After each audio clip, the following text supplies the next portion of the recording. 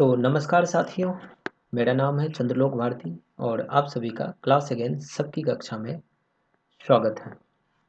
Channel पर नए हैं तो चैनल को सब्सक्राइब कर लें और अपने साथियों के साथ इनको शेयर भी कर सकते हैं। तो आज हमारा टॉपिक है महाराष्ट्र में 3 लैंग्वेज पॉलिसी को लागू कर दिया गया है। ये जो 3 लैंग्वेज पॉलिसी है, 3 लैंग्वेज पॉलिसी, इनको लागू कर दिया गया है। क्या हुआ इसका मतलब? तो हम लोग डिटेल में समझते हैं। तो आप सभी को अगर याद होगा तो 2020 में नेशनल एजुकेशन पॉलिसी लागू किया गया था और नेशनल एजुकेशन पॉलिसी में ऐसा प्रावधान किया गया है। तो ये प्रावधान क्या है? ये प्रावधान है 5+3+3+4 मॉडल का। इसको समझते हैं सबसे पहले, उसके बाद हम लोग महाराष्ट्र के बारे में भी चर्चा करेंगे और नेशनल एजुकेशन पॉलिसी का जो विरोध किया जा रहा है कुछ राज्यों के द्वारा, उसके ऊपर भी हम लोग चर्चा करेंगे। नेशनल एजुकेशन पॉलिसी में ये जो पहला 5 साल है, इसको फाउंडेशन स्टेज कहा जाता है। तो this is known as foundation stage. इस फाउंडेशन स्टेज में 3 साल और 2 साल के रूप में डिवाइड किया गया है। ये जो 3 साल होगा, this 3 year is for pre primary. इस 3 साल को प्री प्राइमरी कहा गया है और बाकी के जो ये 2 साल हैं, ये क्लास 1 और क्लास 2 होंगे। तो इसको फाउंडेशन स्टेज कहा गया है। इसके बाद ये जो 3 साल हुए, उसको प्रिपरेटरी स्टेज कहा गया है। प्रिपरेटरी स्टेज, तो इसको प्रिपरेटरी स्टेज कहा गया है। इस प्रिपरेटरी स्टेज में क्लास 3 से लेकर के क्लास 5 तक होंगे। फिर अगला 3 वर्ष क्लास 6 से लेकर के क्लास 8 तक होंगे और इसको मिडिल स्कूल कहा गया है। This is known as middle school. और ये बाकी के जो बचे 4 वर्ष हैं, इस स्टेज को सेकेंडरी एजुकेशन कहा गया है। सेकेंडरी एजुकेशन, तो सेकेंडरी एजुकेशन में 4 वर्ष, मिडिल स्कूल में 3 वर्ष, प्रिपरेटरी स्टेज में 3 वर्ष और फाउंडेशन स्टेज में 3 वर्ष। तो यही है नेशनल एजुकेशन पॉलिसी का 5+3+3+4 फॉर्मूला। तो महाराष्ट्र में दरअसल क्या हुआ कि महाराष्ट्र की सरकार ने ये 3 लैंग्वेज पॉलिसी को लागू कर दिया है।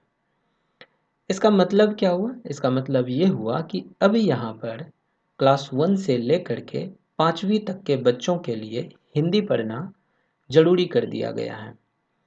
यह फैसला राज्य के सभी मराठी और अंग्रेजी मीडियम स्कूलों पर लागू होगा।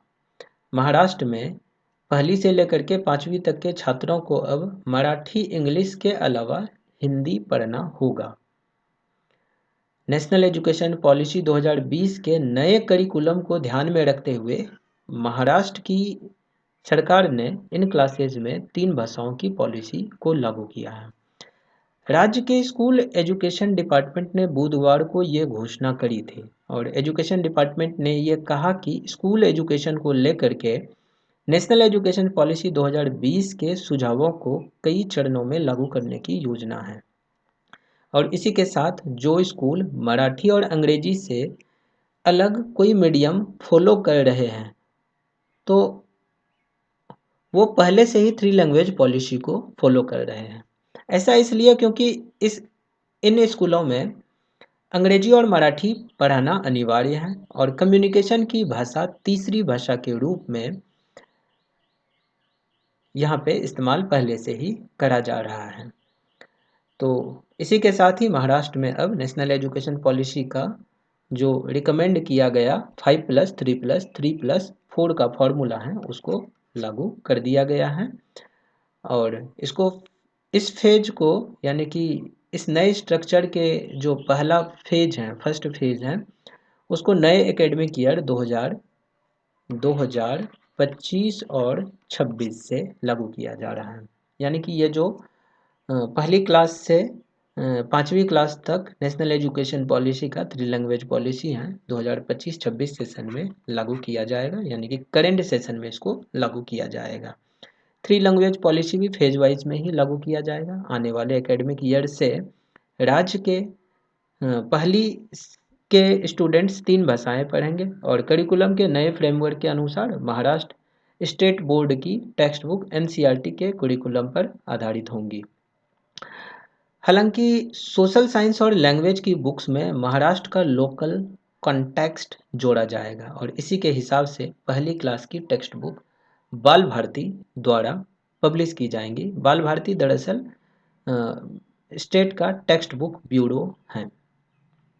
तो नई शिक्षा नीति 2020 के तहत देश के सभी सरकारी और प्राइवेट स्कूलों में 3 भाषाएं सिखाई जाएंगी। इनमें 2 भारतीय भाषाएं और 1 अन्य भाषाएं होंगी। पहली भाषा के रूप में स्टूडेंट की मातृभाषा हो सकती है। तो ये 3 लैंग्वेज पॉलिसी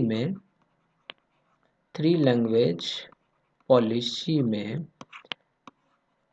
जो पहली भाषा होंगी, यानी कि पहली भाषा के रूप में स्टूडेंट की जो मातृभाषा है वो हो सकता है, या फिर वहाँ का जो लोकल लैंग्वेज है या क्षेत्रीय लैंग्वेज है तो उसको पहली भाषा के रूप में रखा गया है।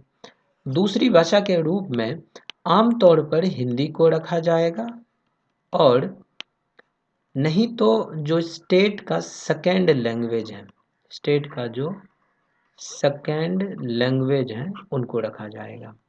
और तीसरी भाषा के रूप में अंग्रेजी यानी कि इंग्लिश या कोई अन्य भाषा भी हो सकता है। ये कोई अन्य भाषा में इंडियन लैंग्वेज का कोई भी लैंग्वेज हो सकता है, या फिर कोई फॉरेन लैंग्वेज भी हो सकता है। फॉरेन लैंग्वेज का मतलब किसी को फ्रेंच सीखना है, जर्मन सीखना है, तो दैट कुड बी कुछ भी हो सकता है, रशियन हो सकता है, चाइनीज हो सकता है, तो विदेशी भाषा कोई भी हो सकता है। तो ये 3 लैंग्वेज पॉलिसी का प्रावधान है। अब हम लोग बात करते हैं तमिलनाडु की। तमिलनाडु में ऐसा क्या है जो तमिलनाडु 3 लैंग्वेज पॉलिसी को एक्सेप्ट करने से मना कर रहा है? दरअसल राष्ट्रीय शिक्षा नीति के तहत स्कूलों में 3 भाषाएं पढ़ाने के नियम पर केंद्र सरकार और तमिलनाडु में घमासान छिड़ा हुआ है। 16 फरवरी 2025 को तमिलनाडु के चीफ मिनिस्टर M.K. स्टालिन ने 3 लैंग्वेज पॉलिसी लागू न करने के चलते केंद्र पर ब्लैकमेलिंग का आरोप लगाया था और उन्होंने धमकी देने का आरोप लगाया था। साथ ही हिंदी भाषा थोपने और फंड जारी न किए जाने का भी आरोप लगाया था। इसके जवाब में केंद्रीय शिक्षा मंत्री धर्मेंद्र प्रधान ने 17 फरवरी 2025 को कहा था कि केंद्र सरकार राष्ट्रीय शिक्षा नीति 2020 को लागू करने के लिए पूरी तरह प्रतिबद्ध है। नेशनल एजुकेशन पॉलिसी के तहत 3 भाषाएं सीखनी होंगी, लेकिन किसी भी भाषा को अनिवार्य नहीं किया गया है। ध्यान देने वाली बात है कि ये जो 3 लैंग्वेज पॉलिसी है, इस 3 लैंग्वेज पॉलिसी में नो लैंग्वेज इज कंपल्सरी,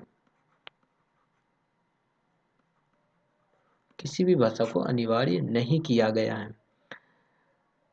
तो ये ध्यान देने वाली बात है। और राज्य और स्कूलों को यह तय करने की आज़ादी है कि वो कौन सी 3 भाषाएं पढ़ना चाहते हैं। तो राज्य के डिस्क्रिप्शन के ऊपर है कि वो कौन सी 3 भाषाओं को पढ़ना चाहते हैं। तो थोपा तो नहीं जा रहा है, वो आपके डिस्क्रिप्शन के ऊपर है कि आप कौन सी भाषा पढ़ना चाहते हैं।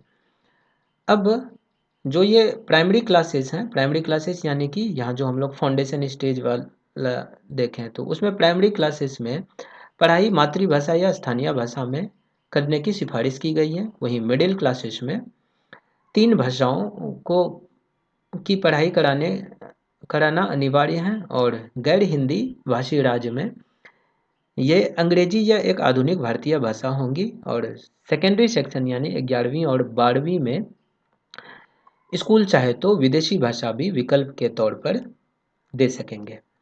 तमिलनाडु में पहले से ही 2 लैंग्वेज फॉर्मूला लागू है, जिसमें से पहली भाषा यानी कि यहाँ जो तमिलनाडु है, तमिलनाडु में पहले से 2 लैंग्वेज फॉर्मूला है। इसमें पहली भाषा के रूप में तमिल है और दूसरी भाषा के रूप में यहाँ पे अंग्रेजी को रखा गया है। आधिकारिक और इंटरनेशनल कम्युनिकेशन के लिए ये अंग्रेजी भाषा को रखा गया है और तमिल वहाँ की चूँकि मातृभाषा और राज्य की भाषा है तो पहली भाषा मातृभाषा को रखा गया है। और तमिलनाडु सरकार का कहना है कि ये मॉडल वहाँ सफल है और छात्रों पर भाषा का अतिरिक्त बोझ डालने की ज़रूरत नहीं है। तमिलनाडु सरकार का कहना है कि नई शिक्षा नीति 2020 का 3 लैंग्वेज फॉर्मूला केंद्र सरकार द्वारा हिंदी थोपने की कोशिश है। राज्य के 2 लैंग्वेज फॉर्मूले को बदलने की कोशिश करी जा रही है। ये कहते हुए राज्य के मुख्यमंत्री और शिक्षा मंत्री दोनों ने नेशनल एजुकेशन पॉलिसी 2020 के 3 लैंग्वेज फॉर्मूले को अस्वीकार कर दिया है। अब तमिलनाडु में हिंदी विरोध का इतिहास ये कोई नया नहीं है, ये काफ़ी पुराना है। बात है 1937 की। 1937 में जब मद्रास प्रेसिडेंसी हुआ करता था, जो कि अभी के समय में तमिलनाडु है, वहाँ हिंदी को स्कूलों में अनिवार्य करने की घोषणा हुई थी और कोशिश भी करी जा रही थी कि हिंदी को वहाँ पे लागू किया जाए, लेकिन इसका व्यापक तौर पर विरोध किया जाने लगा था। व्यापक विरोध झेलना पड़ा और इस आंदोलन की अगुवाई डीएमके कर रही थी और विरोध इतना मजबूत था कि 1940 में हिंदी को स्कूलों से हटाना पड़ा। हिंदी को स्कूलों से हटाना पड़ा और इसी तरह 1965 में जब केंद्र सरकार ने हिंदी को देश की एकमात्र आधिकारिक भाषा बनाने की योजना बनाई, तो तमिलनाडु में बड़े पैमाने पर विरोध प्रदर्शन हुए और इन प्रदर्शन के दौरान कई छात्रों की जान चली गई थी। ये 1965 की बात है। 1965 में कई छात्रों की जान चली गई थी और आंदोलन ने पूरे राज्य को झकझोर दिया था और इसके बाद केंद्र सरकार को पीछे हटना पड़ा और अंग्रेजी को हिंदी के साथ सह आधिकारिक भाषा के रूप में बनाए रखने का निर्णय किया गया।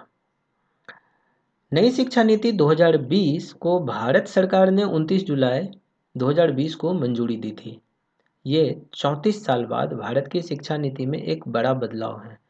इससे पिछली नीति 1986 में बनाई गई थी, जिसे 1992 में अपडेट किया गया था। इसका उद्देश्य भारत की शिक्षा प्रणाली को 21वीं सदी की ज़रूरतों के अनुसार ढलना था, ताकि छात्र न केवल परीक्षा पास करें बल्कि व्यावहारिक ज्ञान और कौशल से लैस हो। इस बार नई शिक्षा नीति को लागू करने के लिए केंद्र ने साल 2030 तक का लक्ष्य रखा है, चूँकि शिक्षा संविधान में समवर्ती सूची का विषय है। समवर्ती सूची यानी कंकरेंट लिस्ट, यानी कि लिस्ट 3 का सब्जेक्ट है ये, और इस वजह से राज्य और केंद्र सरकार दोनों का अधिकार इसके ऊपर है। इसलिए राज्य सरकार इसे पूरी तरह अप्लाई करे ऐसा जरूरी नहीं है। जब भी कहीं टकराव वाली स्थिति होती है, दोनों पक्षों को आम सहमति से इसे सुलझाने का सुझाव दिया गया है। तो साथियों, देखते हैं कि आने वाले समय में नेशनल एजुकेशन पॉलिसी को किस प्रकार से लागू किया जाएगा। तो आज के लिए इस वीडियो में इतना ही। मिलते हैं हम लोग अगली वीडियो में एक नए और इंटरेस्टिंग टॉपिक के साथ। नमस्कार, जय हिंद।